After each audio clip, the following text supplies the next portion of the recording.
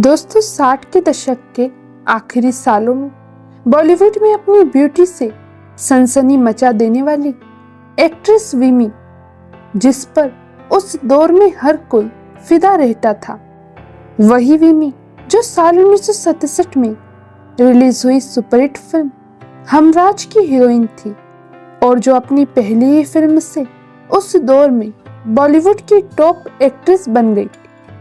60 के दशक की मशहूर अदाकार विमी ने बड़े बड़े स्टार्स के साथ काम किया, लेकिन रातों रात मिला उनका स्टारडम ज्यादा दिनों तक टिक नहीं पाया और वो काम के लिए मोहताज हो गई। आलम ये रहा कि अपने आखिरी समय में विमी के हालात इतने खराब हो गए कि उन्हें अस्पताल के जनरल वार्ड में अंतिम सांसें लेनी पड़ी और उनका शव ठेले पर ले जाया गया। साल 1943 की जनवरी में जालंधर के एक सिख फैमिली में पैदा होने वाली विमी का असली नाम विमलेश वदावन था। इनके माता पिता टीचर्स थे और पुराने ख्यालों वाले और सादगी पसंद थी।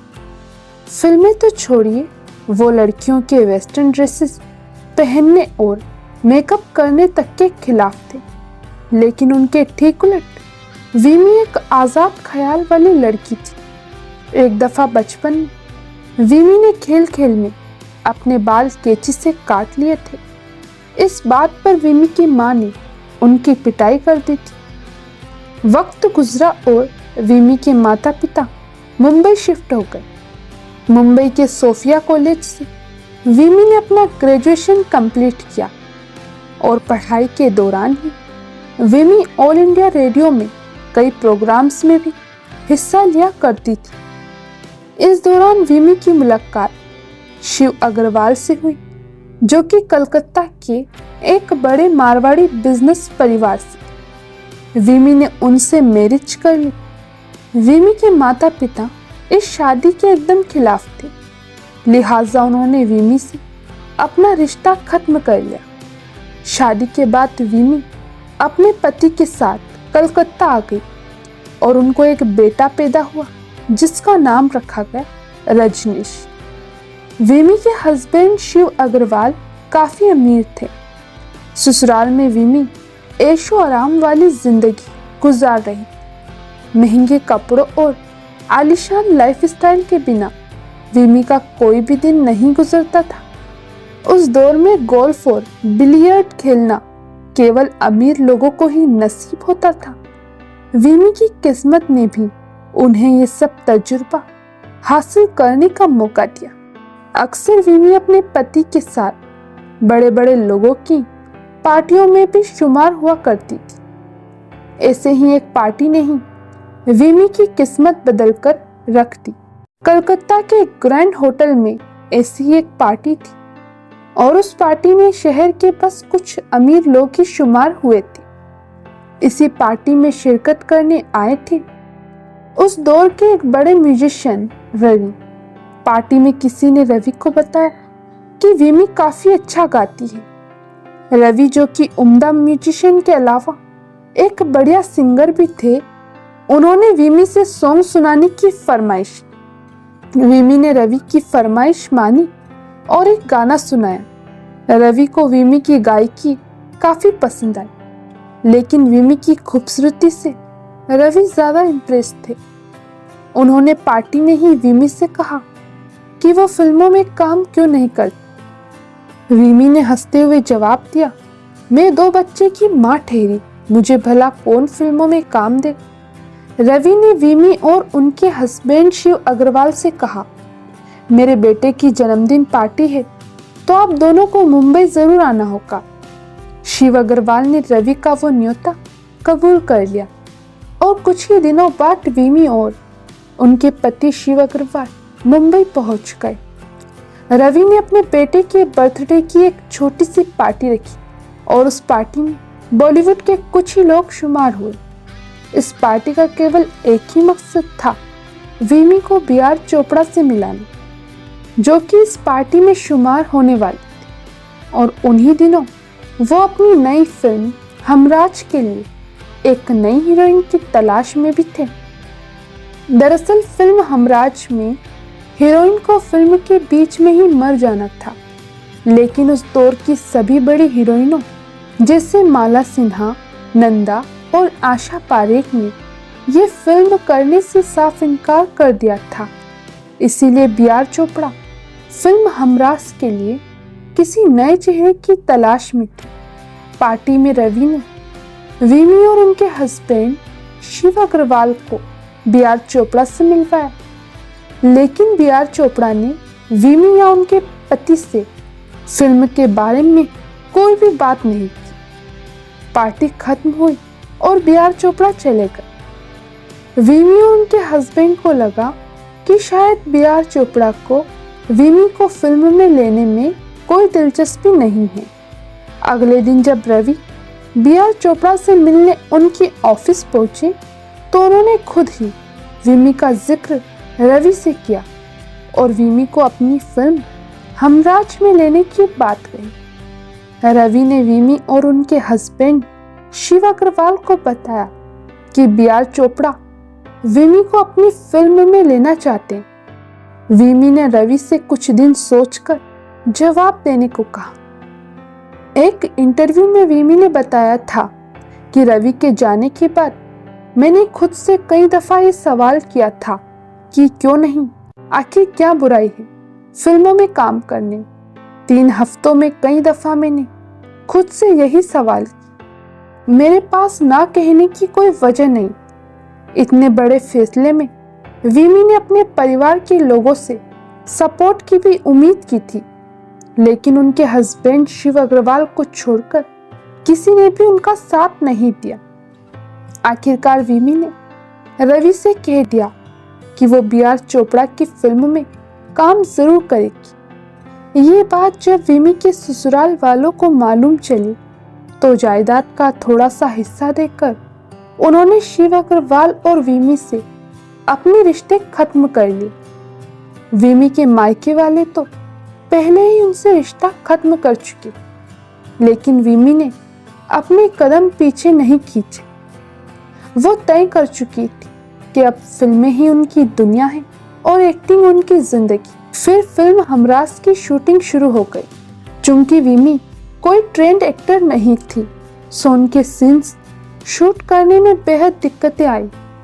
सीन से पहले उनको काफी ज्यादा प्रैक्टिस कराई जाती। इसी दौरान उनके हस्बैंड शिव अग्रवाल भी अपनी टांग अड़ाने लगते थे। वो एक तरह से उनके सेक्रेटरी बन गए। जैसे तैसे फिल्म की शूटिंग पूरी हुई। पहले ही फिल्म में सुनील दत्त और राजकुमार जैसे बड़े स्टार्स के साथ काम करना, और वो भी बी.आर. फिल्म्स जैसे बड़े बैनर के साथ, ये बहुत बड़ी बात थी। फिल्म के रिलीज होने से पहले ही विमी मीडिया की सुर्खियों में आने लगी। विमी की खूबसूरती ने उस दौर के कई दूसरे डायरेक्टर्स, प्रोड्यूसर्स को अट्रैक्ट किया। सब विमी को अपनी फिल्म में लेना चाहते थे और विमी को अच्छे पैसे ऑफर कर रहे थे। शिव अग्रवाल और विमी ये चाहते थे कि हर अच्छे ऑफर को लपक लिया जाए, लेकिन बी.आर. चोपड़ा के साथ विमी के कॉन्ट्रैक्ट के चलते वो ऐसा कर नहीं पा रहे थे। कॉन्ट्रैक्ट के मुताबिक विमी बी.आर. फिल्म्स के साथ 3 फिल्मों में काम करेगी और उससे पहले किसी और फिल्म में काम नहीं करेगी। सो शिव अग्रवाल और विमी ने इस कॉन्ट्रैक्ट से आज़ाद होने के लिए बी.आर. चोपड़ा को परेशान करना शुरू कर दिया। बी.आर. चोपड़ा ने कहा भी था कि मैं बता नहीं सकता कि आखिरी शेड्यूल तक विमी और उनके हस्बैंड शिव अग्रवाल ने मुझे कितना परेशान कर दिया था। एक किस्सा शेयर करते हुए बी.आर. चोपड़ा ने बताया था कि एक बार 15 दिन की शूटिंग के लिए पूरी टीम को बाय एयर नैनीताल जाना था, लेकिन ऐन वक्त पर कलकत्ता से उन्हें विमी का टेलीग्राम मिला कि वो आउटडोर शूटिंग के लिए नहीं आ पाई। ये सुनकर बी.आर. चोपड़ा को झटका लगा और वो फ्लाइट पकड़कर बंबई से कलकत्ता आ गए और विमी के बंगले पर पहुंच गए। यहाँ इनके विमी और उनके पति से बात हुई और उन्होंने विमी को कॉन्ट्रैक्ट से आज़ाद कर दिया। बी.आर. चोपड़ा ने यह भी बताया था कि इसके बाद तो नैनीताल वाला शेड्यूल बिना किसी परेशानी के कंप्लीट हो गया। बाकी की शूटिंग भी आराम से पूरी हो गई। साल 1967 में हमराज फिल्म रिलीज हो गई और इसने बॉक्स ऑफिस पर कामयाबी के नए रिकॉर्ड्स बना दिए। पहली ही फिल्म से विमी को वो स्टारडम मिल गया जिसे हासिल करने के लिए लोग सालों तक मेहनत करते हैं। विमी के दरवाजे पर डायरेक्टर्स की लाइन लग गई, लेकिन वो कहते हैं ना कि अचानक मिली कामयाबी का नशा झेलना हर किसी के बस की बात नहीं होती। विमी और उनके हस्बैंड शिव अग्रवाल के साथ भी कुछ ऐसा ही हुआ था। विमी को एक से बढ़कर एक ऑफर्स मिल रहे थे। उनके पास हर दिन कितने ही प्रोड्यूसर्स आते और उनसे रिक्वेस्ट करते कि हमारी फिल्म में काम करें। इस सब से विमी के पैर जमीन से इतने ऊपर उठ गए कि उन्होंने एक फिल्म के बाद ही अपनी फीस 50,000 से बढ़ाकर सीधे 3 लाख रुपए कर दी, जबकि उस दौर की दूसरी स्थापित अभिनेत्रियों की फीस भी इतनी ही हुआ करती, जो कि सालों की मेहनत के बाद उन्हें मिल रही। हमराज की कामयाबी से मिली शोहरत का नशा विमी और उनके हस्बैंड पर अच्छा खासा चढ़ गया था। फिर इसके अगले साल यानी साल 1968 में फिल्म फेयर मैगजीन के कवर पर भी विमी की तस्वीर छपी थी। कई दूसरी फिल्मी मैगजीन्स में भी कवर पर विमी की तस्वीर थी। विमी की शोहरत से इम्प्रेस होकर उस दौर के एक और बड़े स्टार शशि कपूर भी उनके साथ काम करना चाहते थे। हालांकि विमी ऐसा नहीं चाहती थी। विमी की ख्वाहिश थी कि वो राजेंद्र कुमार, राजकुमार और सुनील दत्त जैसे सितारों के साथ ही काम करे। हमराज के रिलीज होने के 1 साल बाद विमी की दूसरी फिल्म रिलीज हुई जिसका नाम था आबरू। इस फिल्म में विमी के हीरो थे दीपक कुमार, जिनकी ये पहली फिल्म थी। इस फिल्म के बारे में काफी दावे किए गए थे कि ये साल की सबसे बड़ी हिट फिल्म होने वाली है, लेकिन जब ये फिल्म रिलीज हुई तो सारे दावे बेकार साबित हुए। फिल्म फ्लॉप हो गई। इस फिल्म का फ्लॉप होना विमी और उनके हस्बैंड के लिए एक बहुत बड़ा झटका था। हमराज में भले ही अपने छोटे से रोल के बावजूद विमी को बड़ी कामयाबी मिली थी, लेकिन आबरू में विमी की एक्टिंग पर हर किसी की नजर थी। दबी जुबान में चर्चा होने लगी कि विमी को एक्टिंग नहीं आती, और ये बात सच भी थी। लोग विमी को वुडन फेस कहकर उनका मजाक उड़ाने लगे। लोग कहते थे कि विमी एक्टिंग के बजाय अपने मेकअप और लुक्स पर ही मेहनत करती है। साल 1971 में विमी की एक और फिल्म रिलीज हुई जिसमें उनके हीरो थे शशि कपूर। फिल्म का एक गाना काफी हिट हुआ जिसके बोल थे, थोड़ा रुक जाएगी तो तेरा क्या जाएगा। लेकिन ये फिल्म भी फिल्म आबरू की तरह ही बुरी तरह फ्लॉप हो गई। पहली फिल्म से अचानक मिला स्टारडम अब तेजी से जा रहा था। उधर विमी के हस्बैंड शिव अग्रवाल की दखल भी इनके करियर में कुछ ज्यादा ही बढ़ गई। इस वजह से डायरेक्टर्स ने उनसे दूरी बनाना शुरू कर दिया। विमी की कुछ और फिल्में भी आई जैसे कहीं आर कहीं पार, कहानी हम सबकी, लेकिन ये सब भी फ्लॉप हो गई। गुड्डी एक ऐसी फिल्म थी जो हिट हुई थी, लेकिन इसमें विमी का एक छोटा सा ही रोल था, तो उन्हें इसका कोई खास फायदा नहीं मिला। वचन नाम की एक फिल्म में विमी को एक बार फिर शशि कपूर के साथ काम करने का मौका मिला, लेकिन अब तक बदकिस्मती ने विमी को अपनी आगोश में पूरी तरह से ले लिया था। इस फिल्म की शूटिंग की 6 रील जब पूरी हो चुकी थी तो प्रोड्यूसर ने ये रील एक डिस्ट्रीब्यूटर को दिखाई। उस डिस्ट्रीब्यूटर ने कहा कि वो केवल एक ही शर्त पर फिल्म खरीद सकता है, अगर विमी को फिल्म से निकाल दिया जाए तो। प्रोड्यूसर ने इनकार कर दिया और अपने दम पर फिल्म को रिलीज किया। ये फिल्म भी फ्लॉप हो गई। उस प्रोड्यूसर का इतना नुकसान हुआ कि वो फिर कभी कोई फिल्म नहीं बना सका। अब तक विमी और उनके हस्बैंड शिव अग्रवाल को गरीबी ने अपनी जद में ले लिया था। किराया न चुकाने की वजह से बांद्रा के एक आलीशान अपार्टमेंट को छोड़कर उन्हें पाली हिल के एक आम से मकान में आना पड़ा। यहाँ बिजली का बिल देने में उन्हें दिक्कतें आने लगी। बिजली कट जाने की वजह से कई दिनों तक इन्हें अंधेरे में ही रहना पड़ा। नतीजा ये हुआ कि विमी और उनके हस्बैंड शिव अग्रवाल के बीच झगड़े शुरू हो गए। दोनों एक दूसरे पर इल्जाम लगाते।